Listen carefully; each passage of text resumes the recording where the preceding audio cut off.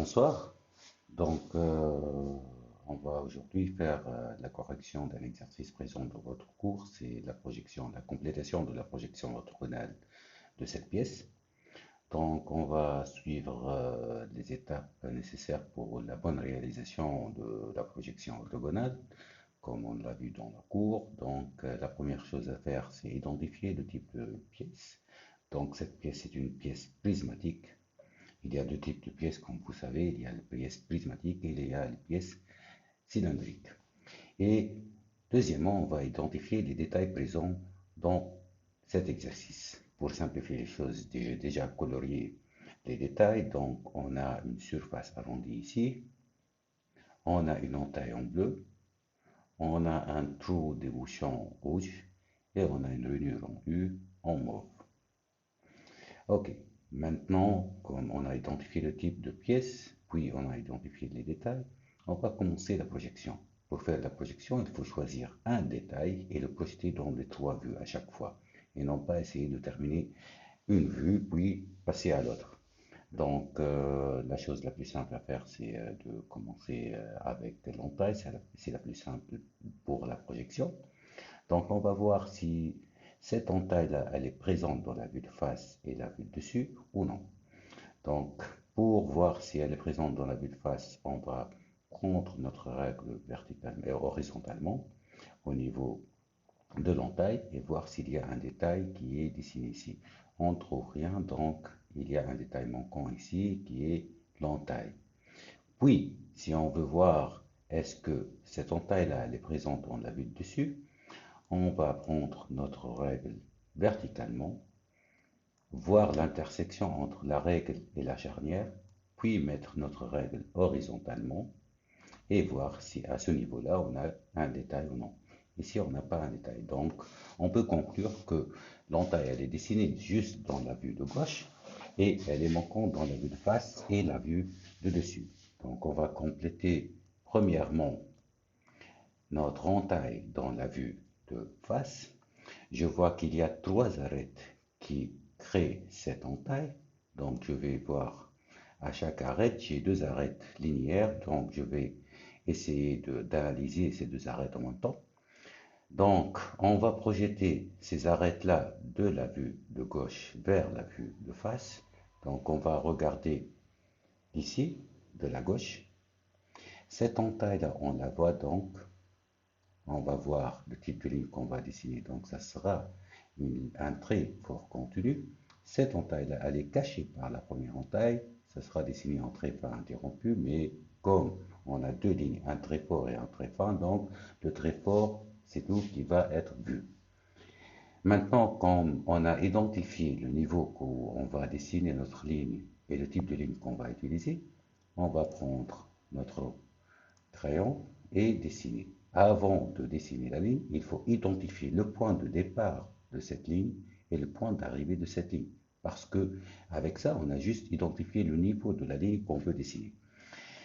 Pour analyser ça, si on a une vue trois-dimensionnelle, comme dans le cours, ça sera plus facile pour identifier le point de départ et le point d'arrivée. Mais si on est dans ce cas-là où il n'y a pas de dessin 3D, qu'est-ce qu'on peut conclure de cette vue-là? Donc, on voit bien qu'il n'y a rien qui est devant l'entaille et il n'y a rien qui est derrière l'entaille. Donc, l'entaille, elle est présente dans toute la matière de la pièce. Donc, ici, il y a la matière.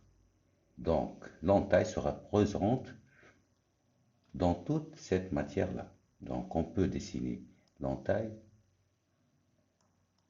de ce niveau-là. Je vais prendre un trait fort pour être plus clair. Et voilà, on a dessiné l'entaille dans la vue de face. Maintenant, on doit compléter la projection de l'entaille dans la vue de dessus. Donc, on va prendre notre arc verticalement et on va voir l'intersection entre l'entaille et la charnière et on va marquer l'intersection. Comme j'ai deux règles, c'est plus facile pour moi. Je vais déplacer la deuxième règle au niveau de l'intersection et je réfléchis à le type de ligne que je vais utiliser. Ici, dans cette ligne, j'ai deux arêtes qui représentent l'entaille, une arête ici et l'autre en bas. Donc, cette arête-là va cacher l'autre, donc on peut réfléchir juste sur cette arête-là. Si on regarde d'en haut, donc on voit directement cette arête-là, donc ça va être dessiné avec un très fort continu. Maintenant, il faut réfléchir au point de départ et point d'arrivée de cette ligne, et comme on a ici l'entaille dessinée, donc ça c'est le point de départ, si je le projette avec la règle donc ici pour bien voir, donc ça sera ça mon point de départ, et cette ligne-là sera mon point d'arrivée.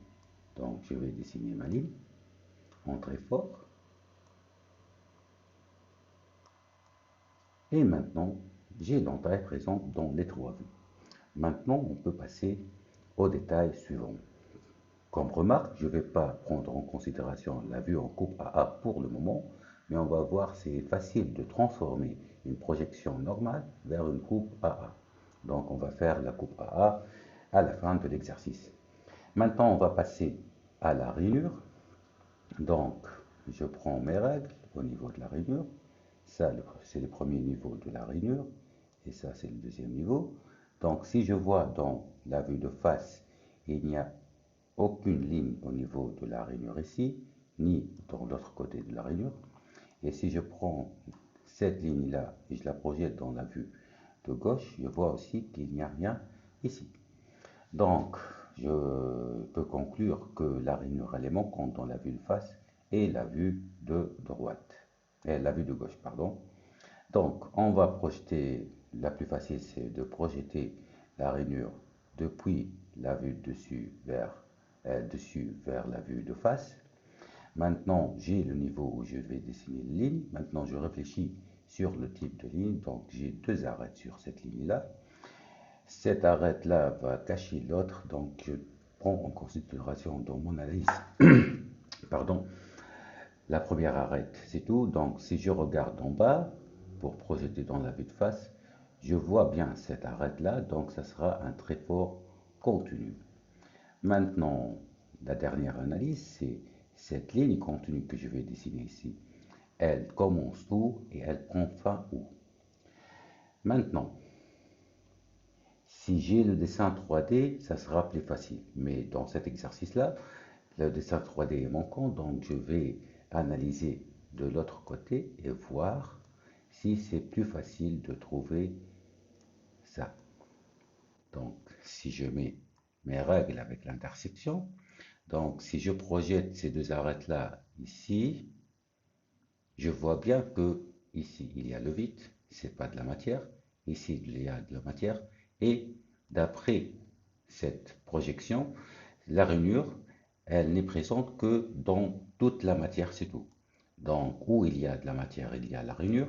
Dans l'air ici, il n'y a pas de rainure. Donc, je peux conclure que la rainure va commencer du bas de la pièce jusqu'au début de l'entaille. Donc, je vais dessiner comme j'ai dit, donc depuis le bas de la pièce jusqu'au entaille, car cette ligne-là représente notre entaille, et ça sera en très fort continu en couleur violet. Cette même analyse, elle est aussi valable pour le deuxième côté de la rainure.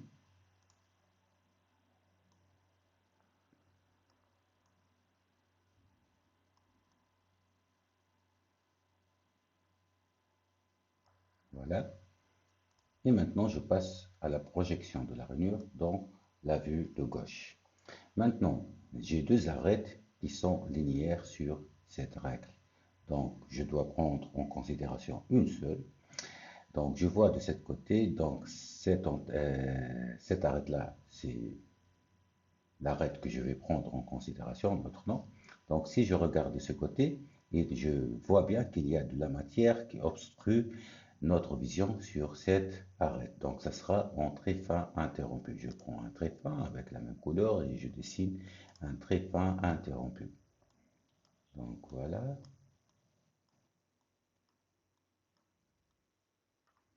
Donc, cette ligne représente la rainure en trait fin interrompu. Maintenant, si je regarde, il y a la rainure dans la vue de dessus, dans la vue de face et dans la vue de droite. Donc, j'ai terminé la projection. Il reste deux détails, la surface arrondie en haut et le trou. On va analyser le trou maintenant. Donc, je prends mes règles pour voir si le trou est présent dans d'autres vues. Dans la vue de dessus, il n'y a pas la représentation du trou, ni dans la vue de gauche. Ok, maintenant on va analyser. Donc un trou par nature, il est dans la matière, donc il est totalement caché. Donc c'est facile de conclure que ces trous-là, on va les dessiner avec un trait fin interrompu. Mais il faut réfléchir d'où est le départ et où est la fin. Donc, comme un trou, c'est dans la matière, donc il ne peut pas exister en dehors de la matière. Si je regarde ici, c'est un trou débouchant parce qu'il n'y a pas de remarque ici. Est-ce qu'il est borgne ou débouchant? Donc je vais prendre en considération qu'il est débouchant. Depuis déjà le dessin 3D qu'on a vu la dernière fois, c'est un trou débouchant. Donc la matière, elle commence ici et elle s'arrête ici. Donc mon trou sera de ce point-là jusqu'au point-là. Donc ça sera en trait fin interrompu. Aussi de l'autre côté, car un trou c'est symétrique par rapport à son axe. Donc ça c'est l'axe du trou, c'est une forme cylindrique. Donc on a une symétrie par rapport à son axe. On peut symétriser directement cette ligne-là par rapport à cet axe pour avoir le résultat.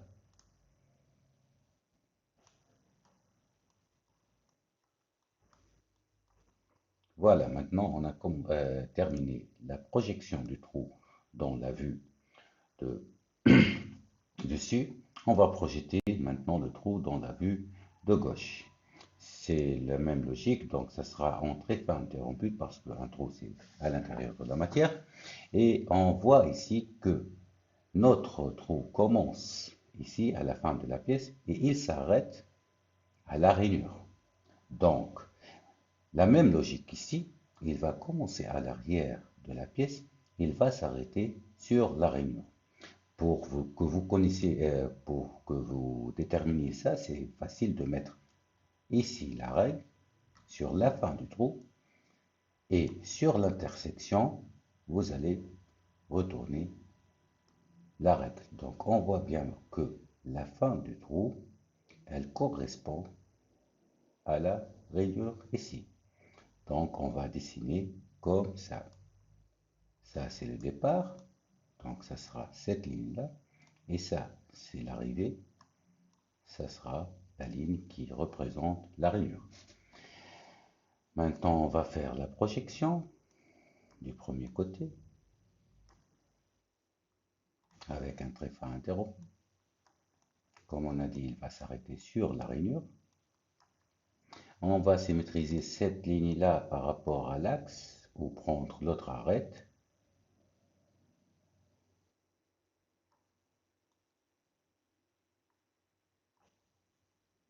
Et dessiner un trait fin interrompu aussi ici. Maintenant, on a terminé la représentation du trou. C'est présent dans les trois vues, dans la vue de face, la vue de dessus et la vue de gauche. Maintenant, on va passer à la surface arrondie en haut de la pièce. Je prends mes règles. Je vois à la première, au premier sommet, donc il y a un très fort ici. On ne peut pas dessiner rien sur un très fort. Sur ces deux arêtes-là, il n'y a rien. Donc on va dessiner quelque chose à ce niveau-là. Maintenant, de la vue de face vers la vue de dessus, cette arête-là est représentée par un trait fort continu ici, donc on ne peut rien dessiner d'autre. Et cette arête-là correspond sur un ligne très fort continu, donc on ne peut rien dessiner d'autre sur cette ligne. Donc la seule chose qu'on va ajouter, c'est une ligne quelque part dans la vue de gauche. Donc ici, on va dessiner ça en vert. Comme j'ai dit, je n'ai pas pris en considération la coupe pour le moment. Donc, il y a deux arêtes. Cette arête-là, on la voit directement, et cette arête-là, on ne la voit pas, ça sera en très fort continu et très fin interrompu. Le très fort continu, il va cacher le très fin interrompu, donc on peut directement juste tracer un très fort continu. Donc, l'arête, il n'y a rien devant la surface arrondie, il n'y a rien devant cette surface arrondie, il n'y a rien derrière, donc ça sera présente où il y a de la matière, donc de ce niveau-là jusque-là. Maintenant, on a terminé la projection normale. On va passer à la coupe. Comment on peut transformer facilement cette projection en une vue de coupe? Si on regarde bien maintenant, on prend notre règle sur le niveau de coupe qu'on a choisi. Donc, on voit bien que elle va couper la surface arrondie à son sommet. Elle va diviser la surface arrondie en deux. Cette arête-là va être éliminée et cette arête-là va rester. Pourquoi j'ai dit que cette arête-là va être éliminée? Parce que on a ce niveau de coupe-là. Les flèches sont de ce côté, donc tout ce qui est derrière la flèche va être éliminé et tout ce qui est devant la flèche va être représenté. Je vois bien aussi que elle a coupé l'entaille en deux, elle a coupé ma rainure en deux, elle a coupé mon trou en deux. Donc tous ces détails-là, s'ils sont représentés cachés dans la vue de gauche, ils seront des détails vus. Donc je prends ça. Pour l'entaille, elle est représentée par un trait fort. Je ne change rien. Pour le trou, il est dessiné avec un trait fin interrompu. Donc je change ça en trait fort continu.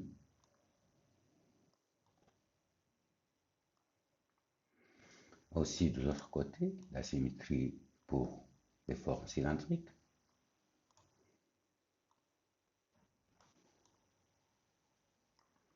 Et on a la rainure qui est coupée ici. Si je prolonge ce plan de coupe-là vers la vue dessus, je vois bien que le plan de coupe, il coupe la rainure en deux ici. Donc, la rainure qui est représentée ici par un trait fin interrompu va être en trait fort continu.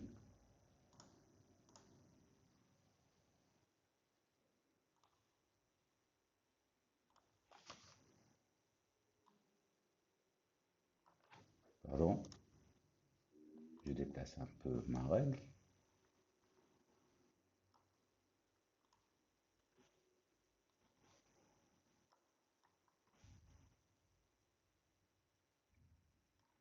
Maintenant, comme j'ai dit avant, cette arête-là va être éliminée par le plan de coupe. Donc, la projection que j'ai faite de cette arête-là va être éliminée.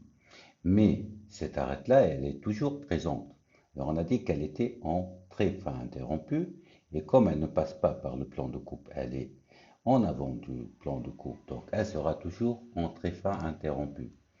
Comme j'ai éliminé le très fort continu, le très fin interrompu va apparaître ici.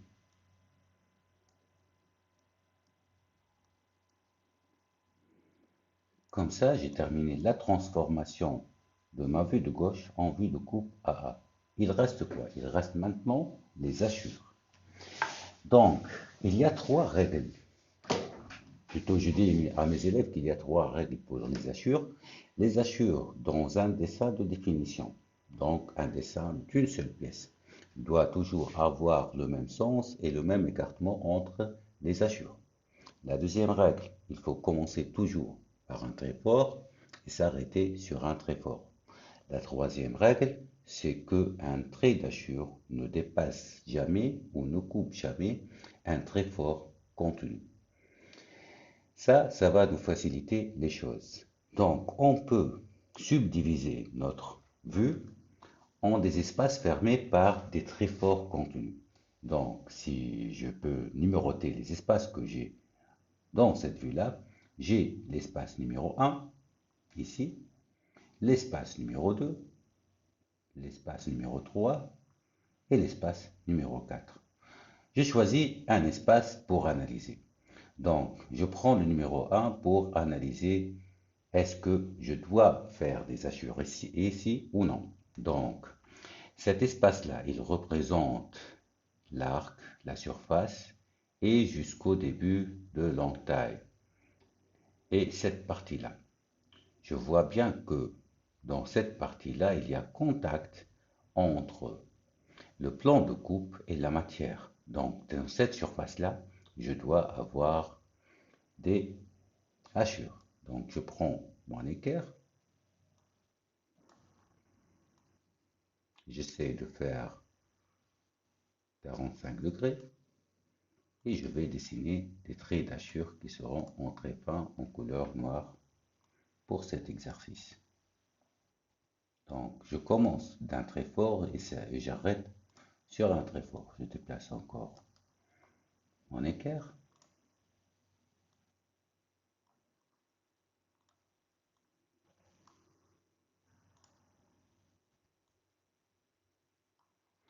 Maintenant, j'ai terminé mes hachures dans la première surface. Avec ça, je suis certain que dans l'espace numéro 2 et l'espace numéro 3, il n'y aura pas des hachures.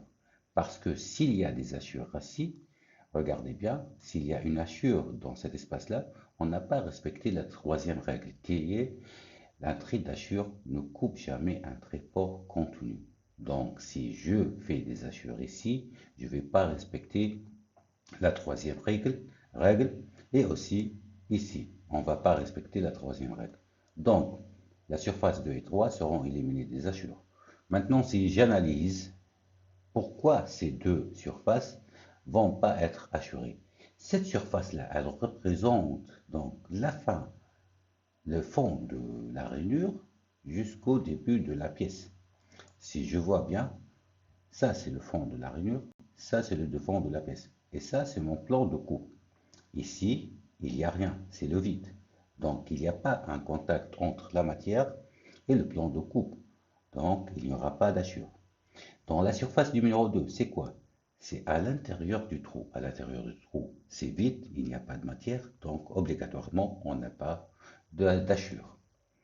Donc, il reste maintenant la quatrième. La quatrième, c'est pas évident c'est pas automatiquement qu'elle aura des hachures. Il faut analyser cette surface-là pour voir s'il y a des hachures ou non. Donc, cette surface-là, c'est entre le fond de ma rainure et l'arrière de la pièce. Donc, le fond de la rainure et l'arrière de la pièce, et en dessous de mon trou. En dessous de mon trou, il y a de la matière ici, ici. Donc, il y aura des hachures dans cette surface-là.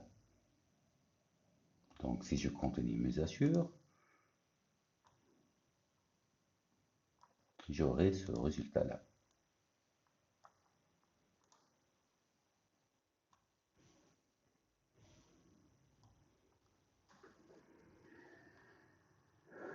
Ça, c'est pour la vue en coupe.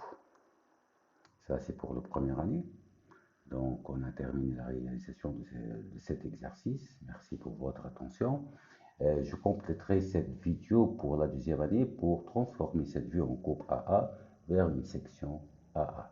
Merci bien de votre attention et bonne soirée.